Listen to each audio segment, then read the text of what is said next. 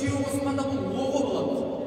Енді мынау жай адырна, жебе, қанаты, оғы, сол салатын қорапсасы барлығы қосылғанда садақ болады. Садақ дегеніміз сол. Білсін деп айтып жатыр. Олай болса, ал жайларыңызды қолданыңыздар. Біз бастаймыз.